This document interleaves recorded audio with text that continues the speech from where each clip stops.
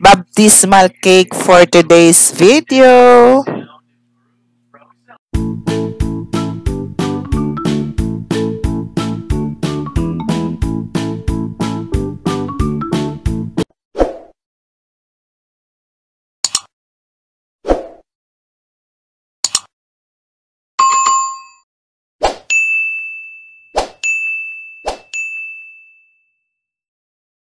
So, hi guys! I'm back. Can you see me? Okay. So, gagawa tayo ngayon ng baptismal cake. It's only a one-tier baptismal cake. Na-miss ko kayo at itong ating pa-video na katulad nito. So, again, ang ating cake ay moist chocolate cake baked last night. Okay? And inilagay ko syempre sa ref.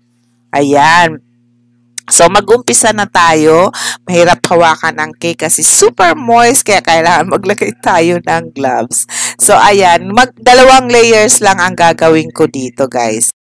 At syempre, naglagay din ako ng white chocolate chips para at least may ibang lasa silang matitikman. At yun nga ang ikapangalawang layer. At saka naglagay ako ng barbecue stick. I-deliver ko to dito rin sa Tansa. So, tinignan ko sa Google Map is 20 minutes or 25 minutes.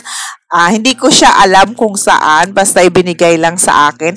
At isa-shoutout ko nga pala itong aking loyal customer na super tagal ko na siyang customer. Ngayon ay nasa Canada na siya.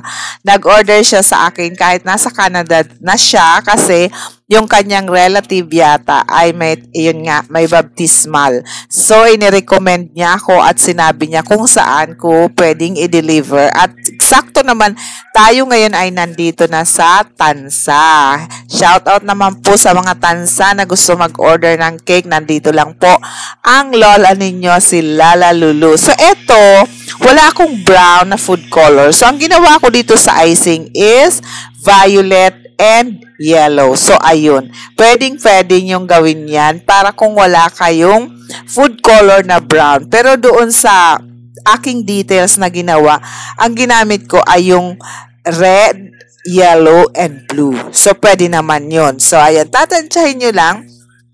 Titignan nyo kung ang kalalabasan niya ay brown. So, ayan, nagawa din ako ng pink. Itong ginagawa ko ay para na ito doon sa baba ng ating cake kasi may konting design. So, ganyan lang naman kabilis at kadaling gawin, di ba? Soft icing to, syempre, ang gamit natin ay ACC whipping cream. Alam nyo ba, ang bili ko dyan is 310 na. Aba, sobrang mahal na. At yan ang ginagawa ko, nilalagay ko sa piping bag at saka ko na siya paiikutin ng ating smoother. Ayan. So, manghirap na malagkit kaya lagi ako may wipes sa tabi ko kasi ang hirap naman kung hugas ka ng hugas. Ayan. So, ayun na nga. Hindi ako komportable kasi kung nakikita nyo, hindi siya pantay. Yung white na is parang paloob, tapos yung pink ay sa labas. So, hindi pantay ang pagka-scrape natin. Kaya nagdagdag ako dyan ng white. Gamit ko din syempre ang piping bag. So, ayan. And then, nakita nyo, okay na siya. Konting himas-himas na lang at mapapantay na natin ang ating cake. O, diba? So, ganun lang po. Yan, pag two-tone color ang gagawin nyo. Mas okay, lalo sa beginner, ay gumamit kayo ng piping bag kung hanggang saan nyo gusto ilalagay yung second color. Pero kung master naman, ay pwede niyang hindi kayo magamit ng piping bag. Ididirekta nyo na ang lagay. So, ito yun, pinagawa ko. Ito, Cricut, ito yung pangalan. At ito nabili ko sa SJJ, worth 250 pesos. Narinig nyo, 250 pesos. So, ayan na nga ang Cricut na natin na cross kasi baptismal. So, ayan, inilalagay na natin pa isa-isa. At ito yung ginawa kong fondant details. Ayan. At nalagyan ko na rin siya ng barbecue stick sa likod at dinikit ko siya ng glue gun. Kaso tingnan nyo naman, ang taas hindi ko naputulan kaya kailangan ulit nating tanggalin para putulin natin yung sobrang barbecue stick. Kasi ganun ba? Parang pangit tignan, diba? So, pinutol natin. Okay lang naman, stable lang ating cake kasi galing nga sa fridge. So, ayan, naggawa din ako ng parang clouds. Ayan, dinikit ko lang with water para doon na sa, yan, dyan sa baba. So, dalawang parang rainbow. rainbow na iba ang kulay kasi ang kulay nito is masyadong, yung uso ngayon, parang mga lighter colors lang, diba? At ang magbibigay nga ng highlights dito ay yung ating mga cake balls. Yan. 250 yan, guys. Nagbili pa ako ng separate kasi nga wala yung brown di kasama. So, ayan, bumili pa ako 30 pesos yan. So, i-arrange lang natin dito yung mga cake balls. Ito yung kagandahan pag may ganito yung order na cake kasi madali lang siyang gawin at madali lang siyang i-arrange. O, diba? Nakita nyo yan? O, so, talagang mabibigyan ng ganda ang ating cake. So, ayun, nilagay ko na rin ang name ng ating cake, ganyan. So, ayan na yun, pero may kulang pa yan. Siyempre, maglalagay pa tayo ng mga drages. Ayan, kung magtatanong kayo kung magkano ko naman ibinigay ito, ibinigay ko po ito ng worth 2,500. So, ganyan na ang presyohan natin.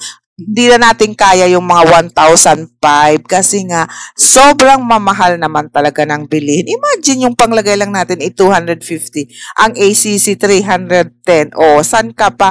Wala na nga ang ano dyan, ang labor natin. Wag nyo naman i-thank you. So, ayan nga. At ito na nga ang ito na ang finished product. Nilagyan na natin ng drages. Ayan. Diba? Ang cute niya at awa ng Diyos na ihatid natin ito ng maayos kahit kagabi ko ito hinatid Friday. Friday na payday pa. Sobra talaga akong na-traffic at medyo malayo pala dito sa aking lugar at naloko pa ako ni Google Map. Diyos ko day, buti na lang nabawi din. At ayun, nakarating din tayo ng maayos at nakuha din nga itong ating cake. Itong ating cake, syempre, may ito freebies natin itong 1 dozen na cupcake. Kaya, yung lahat na yan is 2,500. So, okay ba ang presyohan natin? Masyado bang mahal or mura? Para sa inyo guys, kumusta naman? Kumusta ang mga presyohan nyo ng cake? So, ayan. Yun lang guys. Kung di ka pa subscribe, please subscribe at i-like mo naman para ma-boost naman ang ating video. So, yun, i-click mo na rin yung bell para lagi kang updated kung may bago tayong video. So, thank you so much for watching, lalong-lalo na sa ating subscribers na 39,000. Thank you so much at nandiyan di kayo umaalis. Yan, maraming salamat. God bless po sa ating lahat. See you again.